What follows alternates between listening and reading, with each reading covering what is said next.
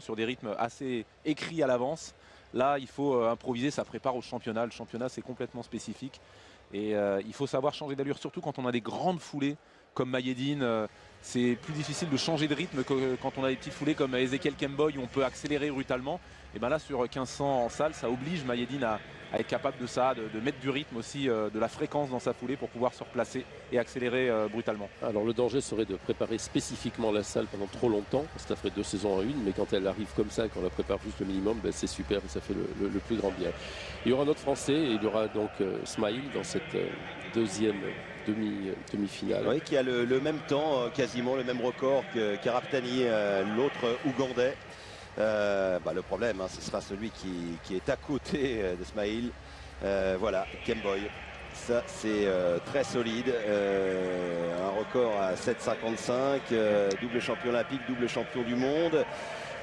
Des problèmes avec sa fédération, il n'a pas voulu prendre l'avion pour venir, on aura l'occasion d'en parler. Et puis Gary, il n'est pas venu en avion. Non, il n'a pas voulu prendre l'avion de sa fédération.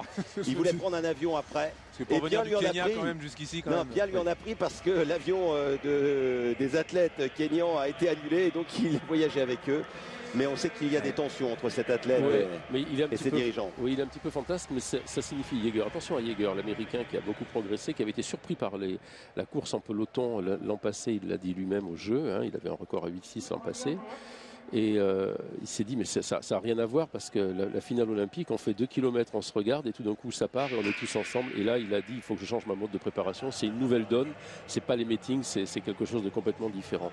Alors Kemboy effectivement il n'a pas voulu prendre l'avion, l'an passé avec sa fédération, avec sa fédération, oui. Il y a 2 ans on le cherchait, il voulait pas se préparer à Nairobi, il disait que ça n'allait pas, mais c'est aussi quelqu'un qui a beaucoup de recul et quelqu'un qui a beaucoup de recul, c'est quelqu'un qui est sûr de lui, qui se connaît et qui sait véritablement évaluer ses forces et se préparer.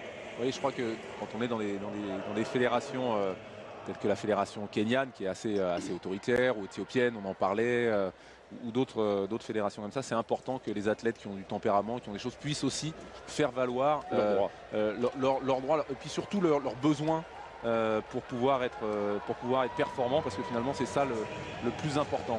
Et puis ils se européanisent, non, ils sont beaucoup plus extravertis maintenant. On a vu Annan hier. Lui c'est le Usain Bolt du demi-fond, il n'y a pas plus extraverti que lui dans le demi-fond. Et on a vu Annan hier avec Pierre-Ambroise Boss qui est là en train de le féliciter. Voilà, c'est des comportements que l'on n'avait pas l'habitude de voir chez ces coureurs africains il y a encore quelques années. Et peut-être sur le regard des coureurs européens envers les Africains qui se disent c'est nos frères, et puis c'est nos frères de geste aussi. Donc je pense qu'il y a quand même une certaine amitié, je pense qu'il y a aussi une démarche qui vient des deux côtés.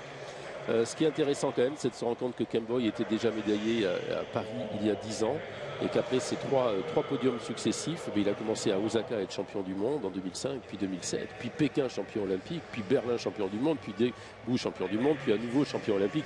Ça fait beaucoup, on se dit quand est-ce que ça va s'arrêter, on lui souhaite que ça continue, mais on souhaiterait que ça s'arrête un petit peu aujourd'hui pour Mayedine. Enfin, pas aujourd'hui, mais... Il est à l'arrière du peloton là, Kemboy. Ouais, il est à l'arrière du peloton, mais il a les moyens de faire tout ça. Alors on va suivre Jaeger, bien sûr, l'américain, Gary qui a fait 4e au jeu, le marocain, et l'éthiopien, pardon, excusez-moi, pas le marocain. Le marocain, c'est Boulama qu'il faudra surveiller. Et puis bien sûr Nourdine Smaïl qui revient cette saison, qui a fait 8,15,89. On est heureux de voir sur Stipe. Il est pour l'instant dans le dernier tiers, là, avec le maillot brun, bien sûr, voilà. Tout à fait à l'extérieur, voilà, c'est le plus à l'extérieur, voilà, vous voyez, Smaïl qui a tout ce qu'il faut pour se qualifier. Oui, Nourdine qui est l'un des meilleurs crossmen français, il a un palmarès assez éloquent avec 3 titres remportés en espoir et puis également en senior. Regardez, il remonte tranquillement. Avec Kemboy dans sa foulée aussi qui se replace. Oui, bon, je pense qu'il court bien, c'est pas parti, on va regarder le temps de passage. Tout à l'heure c'était 2,44, donc là sauf que ça signifie aussi qu'il va falloir aller chercher très très certainement, on va regarder les temps. Oui, 8,20. Oh là là, oui, 2,52. Bon, 2,52, je vais vous dire. On est passé 2,48 tout à l'heure, je crois, de mémoire. Non, 2,44. 2,44, ah oui, là, donc sûr. Donc 2,52, on est plus près des 8,30 là. Ça accélérera après, mais ça veut dire qu'il faudra vraiment essayer d'être dans les 3, pas prendre de risques. Voilà, on enlève Kemboy, vous êtes d'accord? Kemboy est en 6e position là et Smail Jaeger, en 4e. Je miserais bien sur Jaeger quand Ouais, même. 8-8 cette saison, 8-6 son record, 6e des derniers jeux. Ouais, bien placé. Voilà, là. il y a une 3e place. Voilà, il faut absolument qu'il essaie d'accrocher cette 3e place, absolument. Bon, l'Espagnol à l'aise, c'est le bien nommé. Roberto à l'aise. Je trouve qu'il est. Ce sera peut-être Crispano quand même tout à l'heure, parce que je ne sais pas d'ailleurs si ça se dit en espagnol. Je ne sais pas. Bon, ben, à l'aise est devant, très, très à l'aise, bien sûr, 8-24. Hein. Son record personnel, je pense quand même que Nourdine Smail devrait en prendre la mesure sans problème. 702 à côté de Smail, c'est Kemboy. Voilà, il faut suivre en fait ceux qui sont 3, 4, 5. Ça fait quand même des répétitions de haies, d'obstacles sur un 3000. Et Raptani, attention, l'Ougandais, 8-14, hein, donc les mêmes eaux chronométriques. C'est quasiment les mêmes eaux chronométriques que Nourdine. Alors 28 franchissements, c'est ça Bernard, 28 franchissements en 3000 styles. Plus les rivières, je pense que c'est. Alors d'ailleurs, cette rivière, elle n'est pas près de la Lys, à la corde, mais à l'extérieur. Ça arrive de temps en temps dans certains stades. La preuve. Est-ce que ça change un peu les repères visuels Non, je pense que... Simplement, le départ n'est pas donné au même endroit. Le départ n'est pas donné au même endroit, donc je pense que ça décale la première barrière. Après, je pense qu'ils ont l'habitude de s'adapter à tout ça. On n'en a pas encore parlé, mais hier c'était l'orage, grosse température, et là aujourd'hui c'est, on va pas dire frisquet, mais c'est un temps de 20-21 degrés, c'est-à-dire c'est parfait. C'est le temps idéal avec une légère brise pour l'effort de demi-fond, l'effort aérobie. Absolument, c'est un très bon temps, ils n'ont pas à souffrir de la chaleur. Je pense que là ça va se décanter dans les derniers 2 tours. Là ça va être un petit peu, je dirais pas la bouteille à l'encre, mais il va y avoir une dimension stratégique. Voilà, Gary qui revient, l'Éthiopien. Je vais vous dire, Araptani, Smail, pour Nourdine Smail bien sûr, Araptani, Kemboy, Gary, Jaeger, ça fait du monde. Oui, et puis il n'y en a qu'un seul qui est détaché pour l'instant à la traîne, mais sinon oui, ça fait un gros paquet, un gros peloton quand même. En cyclisme, on dirait que ça va se finir au sprint. La différence, c'est qu'il n'y a personne pour vous emmener. Et un saut de rivière, l'un des 7 sauts de rivière, 28 franchissements, 7 sauts de rivière. Ouais. Et regardez, il a regardé sur le chrono. Alors là, il y a les 2 cadors Kemboy derrière. C'est bien.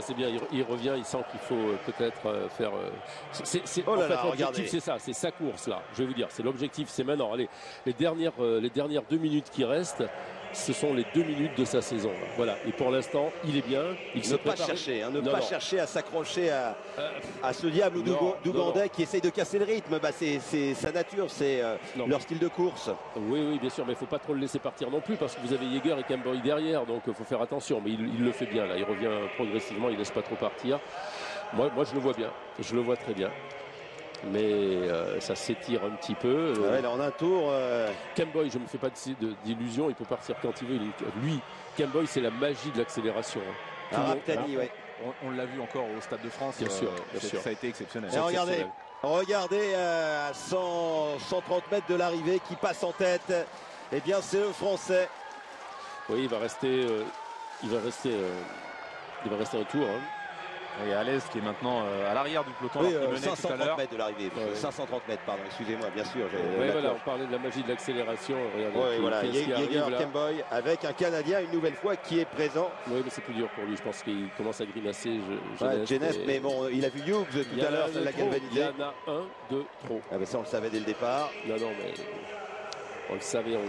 Il est à la corde, ce qui est plutôt intelligent. Peut-il faire sauter Araptani? Peut-il faire sauter Jaeger? Regardez Araptani, mais Araptani me fait peur parce qu'il perd du temps sur l'obstacle, mais il revient après. Kemboy attend. Le Canadien qui va essayer d'aller chercher une place au temps peut-être. Genest qui a un record à 8,19 me semble-t-il. Attention. Il l'a mal négocié celle-là et Araptani. Moi j'ai pas peur pour Kemboy. Jaeger a l'air parfaitement bien aussi. Regardez à l'extérieur. Bon, mais ceci dit, il faut accélérer sur l'obstacle maintenant. Il faut essayer de le passer en accélération. Il est un petit peu gêné. Allez. Ah, ils sont 4, avec Araptani qui n'arrive pas à passer les obstacles, mais qui derrière s'arrache. Le jeune Ougandais qui va tenter de revenir, il faut tenir. Nordine allez chercher devant, c'est le champion olympique, champion du monde. Oh non, Nordine, allez, il faut aller la chercher celle-là, et il passe. Il avait du gaz, hein. Il avait des ressources parce qu'il il a été très ralenti et ça aurait pu finir beaucoup plus mal cette histoire. Comment dire, cet accident nous fait voir qu'il est bien.